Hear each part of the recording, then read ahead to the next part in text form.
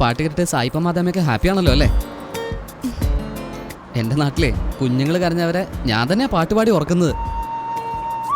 ഇനി ആര് വന്നാലും പറഞ്ഞാൽ മതി, ഞാൻ വന്ന് പാട്ടുപാടി തരാം.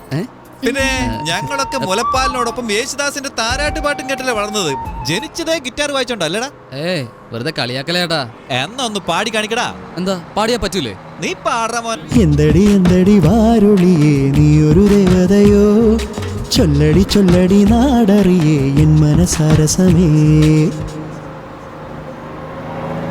എടി കല്യാണി, എന്നാ ഒരു കല്യാണ സദ്യ തരുന്നേ? എനിക്കൊരു പിടിയില്ല ചേച്ചി. എൻ്റെ അച്ഛൻ മരിച്ച ശേഷം ഞാനും അമ്മ ഒറ്റയ്ക്കാ. മനസ്സിലായില്ലേ? ഞാൻ തന്നെ കഷ്ടപ്പെട്ട് കുറേശ്ശെ ഒപ്പിച്ചോണ്ടിരിക്കുക. ഇഷ്ടമാണോ? എക്സ്ക്യൂസ് മീ, എന്താ? ബാക്കി എനിക്ക് ബാക്കിയൊന്നും തരാനില്ലല്ലോ. ഇല്ല, ഇന്നലെ തരാനുള്ളതാ. വാങ്ങിക്കോ മോളെ, ആഗ്രഹിച്ചു തരുന്നല്ലേ, വാങ്ങിക്കോ. ചുമ്മാ ഇരിക്കണം.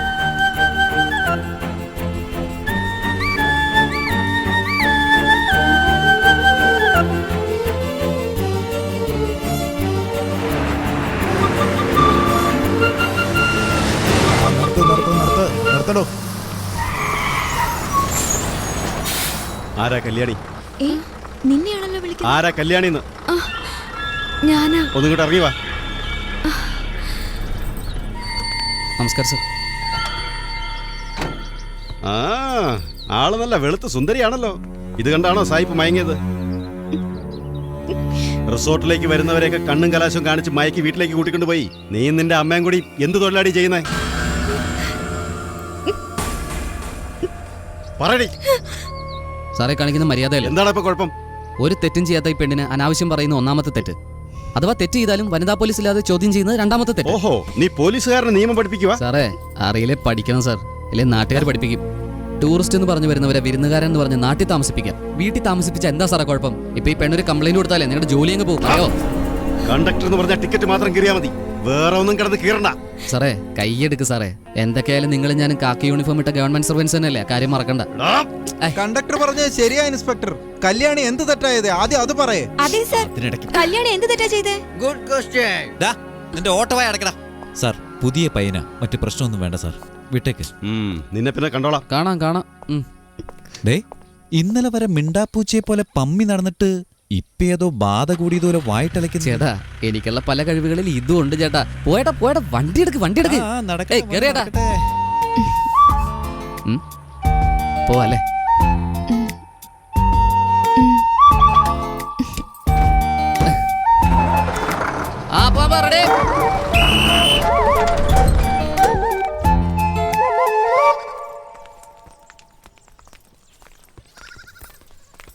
അതൊക്കെ വീട്ടിൽ ചെന്നിട്ട് ആലോചിക്കാം. എന്തായാലും ഉത്സവം അടുത്ത് വരുമല്ലേ. എന്താ കല്യാണി, നീ വരുന്നില്ലേ? നിങ്ങൾ പൊയ്ക്കോ ചേച്ചി. അവൾക്ക് ബാലൻസ് കിട്ടാനുണ്ടാവും. നോട്ട് കൊടുത്തിട്ട് ചില്ലറക്കി നിൽക്കും. ഇവിടെ നിപ്പുണ്ടല്ലോ, കാണാത്ത പോലെ പോവാ. അതെ. എന്താ താങ്ക്സ്. എന്താ പറഞ്ഞേ? താങ്ക്സ് എന്നാ പറഞ്ഞേ. എന്തിനാ താങ്ക്സ്? അവിടെ പോലീസിന്റെ അടുത്തുനിന്ന്. നല്ല കാര്യം തന്നെ. ഇതൊക്കെ ചീള് കേസ്. ഇതിനൊക്കെ ഇങ്ങനെ താങ്ക്സ് പറഞ്ഞ എങ്ങനെ? അയ്യോ, എനിക്ക് കമ്മീഷണർ, DSP, SP എല്ലാരും ഫ്രണ്ട്സാണ്. അവർക്കൊരു പ്രശ്നം വന്നാലേ എൻ്റെ അടുത്താ സംശയം ചോദിക്കുന്നത്. ഇവൻ ആരാ? ആഫ്റ്റർ ഓൾ ഒരു SI. അത് മാത്രമല്ല, എൻ്റെ നാട്ടിൽ എത്ര വലിയ പ്രശ്നം ഉണ്ടായാലും ശരി, അതുപോട്ടെ ചെറിയൊരു മോഷണം നടന്നാൽ കൂടെ ചേട്ടാ പോലീസ് സ്റ്റേഷനിലേക്ക് വന്നു പറഞ്ഞ് എന്നെയല്ലേ വിളിക്കുന്നത്. ഞങ്ങളുടെ നാട്ടിലും അങ്ങനെ തന്നെ. കള്ളനെ തന്നെ പോലീസ് സ്റ്റേഷനിലേക്ക് കൊണ്ടു ചോദ്യം ചെയ്യും, 2 ഇടിയും വെച്ചു കൊടുക്കും. ബോധം വന്നെന്ന് തോന്നുന്നു. കുറച്ച് മാറിയിരിക്കാം. പിന്നെ ഒരു കാര്യം, വേറെ ആരോടും പറഞ്ഞെന്നെ നാണം കെടുത്തരുത്. ഇഷ്ടമുണ്ടെങ്കിലും ഇല്ലെങ്കിലും ഓപ്പണായിട്ട് എന്നോട് തന്നെ പറയണം. എന്തിനാ കണ്ടക്ടർ ഇങ്ങനെ ചുറ്റി വളച്ചൊക്കെ പറയുന്നേ? എനിക്ക് സമ്മത. നിങ്ങൾ നാളെ മുതൽ എന്റെ വീട്ടിലെ ബാത്റൂം യൂസ് ചെയ്തോ? അയ്യോ, അതൊന്നും അല്ല ഞാൻ ഉദ്ദേശിച്ചത്. അത് 10 രൂപയിൽ എഴുത്തുന്നില്ലേ? അതാ പറഞ്ഞ. ഒന്ന് പോടും. മനുഷ്യന് മാനം തന്നെ പോയി. ഇപ്പഴാ 10 രൂപ. വേണ്ട സുബി, ഇതൊരു ആവശ്യമില്ലാത്ത കാര്യാ.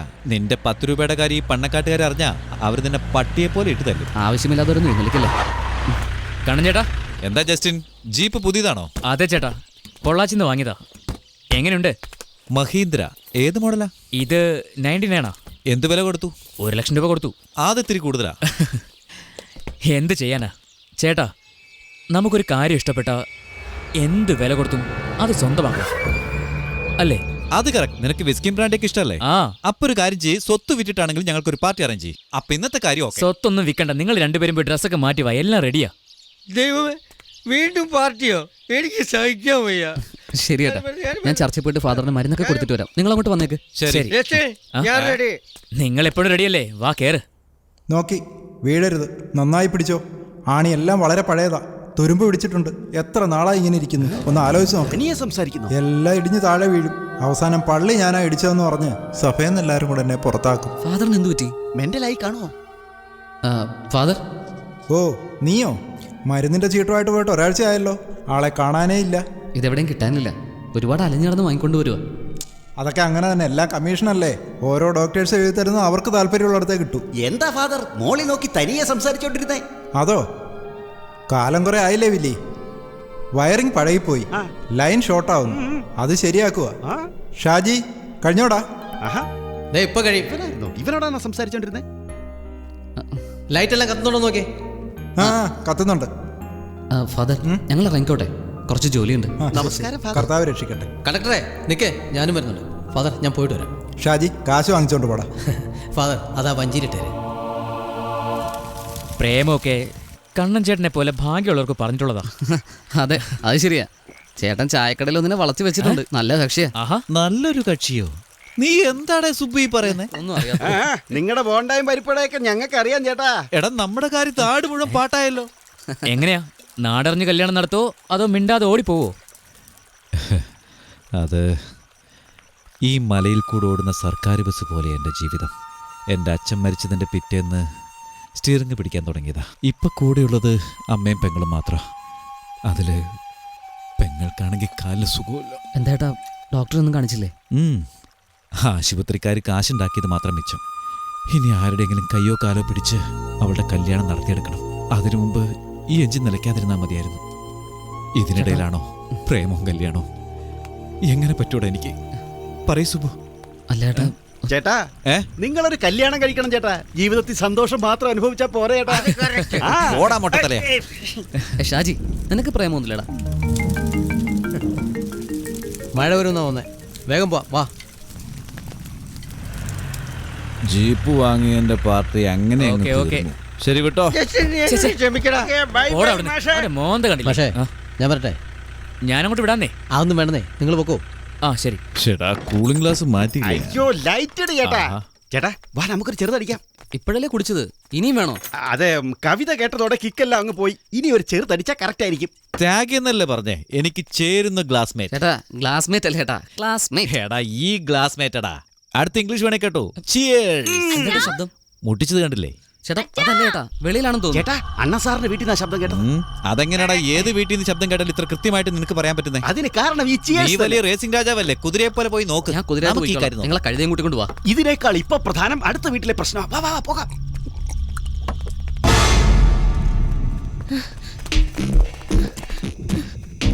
എന്ത് വെച്ചാണ് സർ? നിർമ്മല ജനലരികിൽ ആരെയോ കണ്ടു. അവൾ ഒച്ച വെച്ചപ്പോഴത്തേക്ക് ഓടിക്കളഞ്ഞു. വല്ല കള്ളന്മാരായിരിക്കോ? ഈ ഗ്രാമത്തിലും വീട് കയറി കക്കുന്നവരുണ്ടോ? അത് ഞാനുള്ളപ്പോ ഏത് കള്ളൻ? അതെങ്ങൊന്നും ആയിരിക്കും.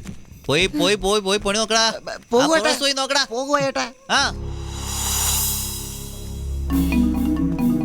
ഇവിടെ വാടാ, നോക്കാൻ കാണിക്കണം.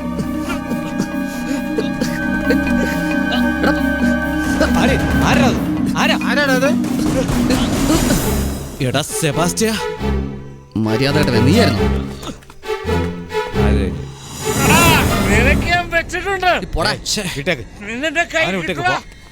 വാടാ വാടാ വാടാ പോവാം.